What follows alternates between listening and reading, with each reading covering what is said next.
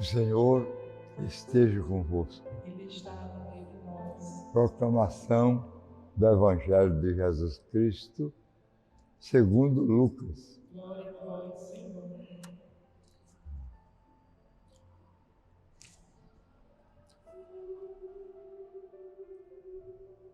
Naquele tempo disse o Senhor: ai de vós, porque construís os túmulos dos profetas. No entanto, foram vossos pais que os mataram. Com isso, vós sois testemunhas e aprovais as obras de vossos pais, pois eles mataram os profetas e vós construís os túmulos. É por isso que a sabedoria de Deus afirmou: eu lhes enviei profetas e apóstolos, e eles mataram e perseguiram alguns deles, a fim de que se peçam contas a esta relação do sangue de todos os profetas, derramando desde a criação do mundo,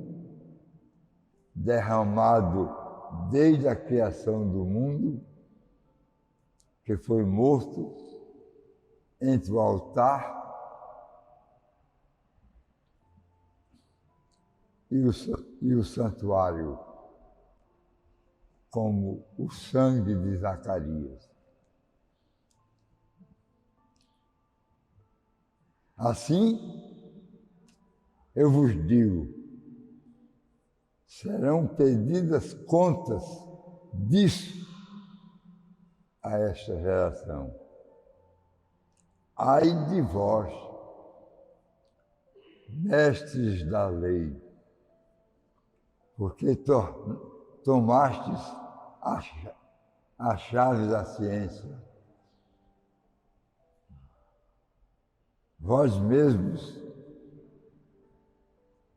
não entrastes e ainda impedistes os que queriam entrar. Quando Jesus saiu daí, os mestres da lei e os fariseus começaram a tratá-lo mal e provocá-lo sobre muitos pontos. Armavam ciladas para pegá-lo de surpresa por qualquer palavra que saísse da sua boca. Palavra da salvação. Glória a vós, Senhor.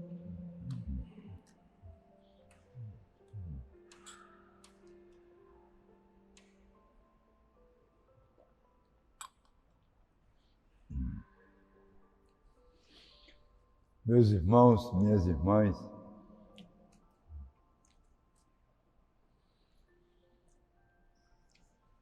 há uns 4 dias atrás, o Evangelho dizia que aquela geração que estava ouvindo Jesus, naquela fase, naquele lugar,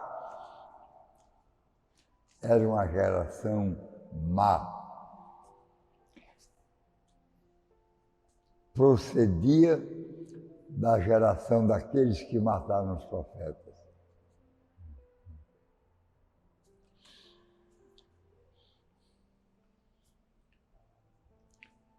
Nós temos um evangelho com a forma literária oposta a essa e um espírito diverso. O Evangelho das Bem-aventuranças trata aquelas pessoas para quem Jesus falava como bem-aventurados, felizes, aqueles que eram mansos, os que eram humildes, os que tinham espírito pobre,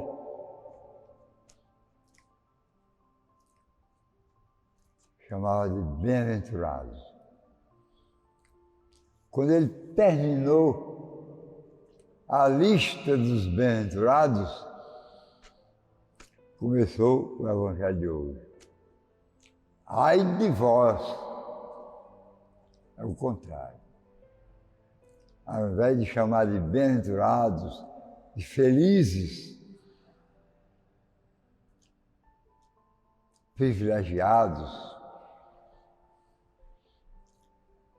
amigos de pai, além de filhos,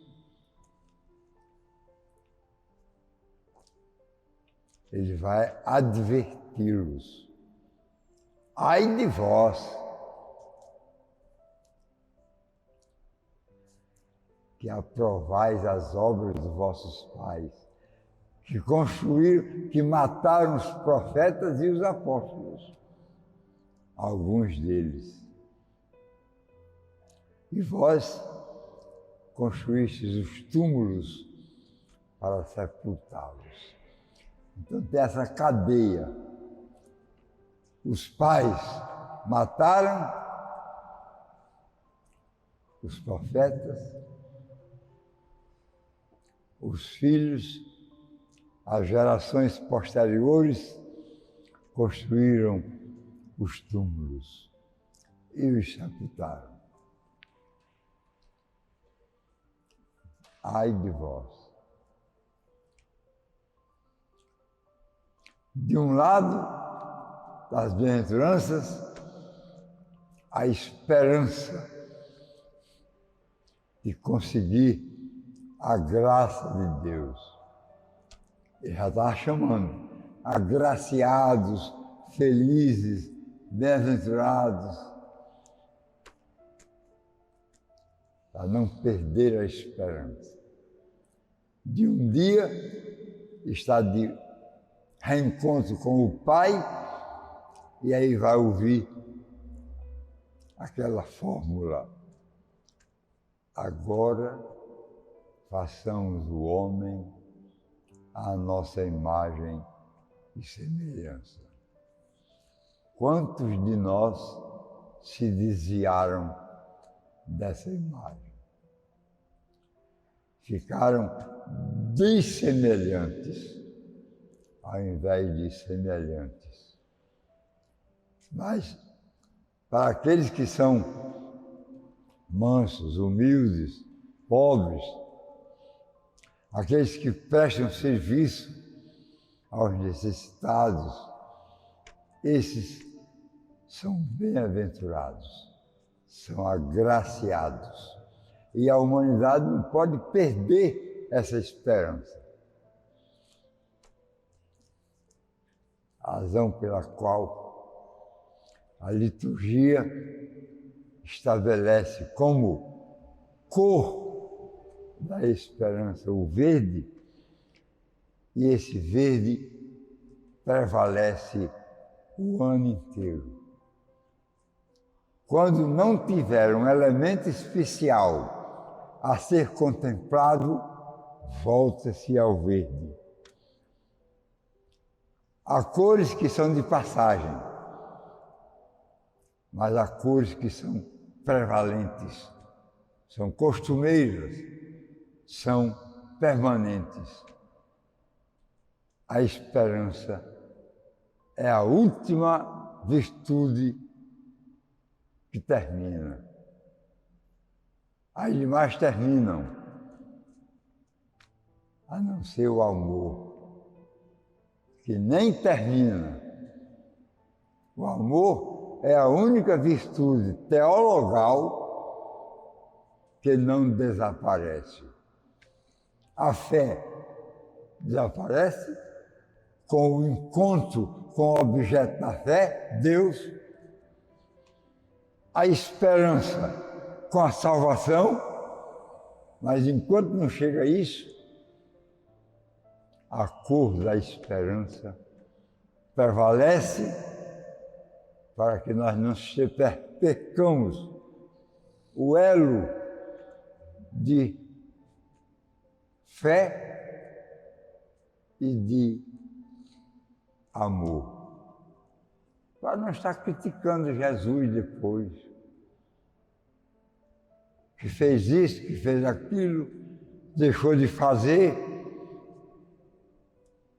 cometeu erros, quer de linguagem, quer de posição, quer de situação. Quando ele pede para que nós sejamos perfeitos, como o Pai Celeste é perfeito, imagine ele. Quer dizer, nós não queremos espreitar Jesus para descobrir um erro nas suas atitudes. Pelo contrário, estudamos, verificamos o realinhamento da sua divindade com a sua humanidade para passar para nós como o objeto da perfeição. Devemos estar sempre atentos. Agora façamos o homem à nossa imagem e semelhança. Quando cometemos um ato de ruptura, não percamos a esperança da misericórdia que é infinita. Grande é a vossa misericórdia, ó Pai, rápida no seu atendimento, enquanto que a sua ira é lenta e tardia. Não percamos a esperança, por isso somos alertados a cada liturgia com o paramento verde, que é a forma de nos relacionarmos com o Pai, não pelo Evangelho de hoje, que são para aquela geração má, mas com o Evangelho das Bem-aventuranças, que são previsíveis para aqueles que são pobres de espírito, mansos de coração e serviçais no sentimento. Em nome do Pai, e do Filho e do Espírito Santo.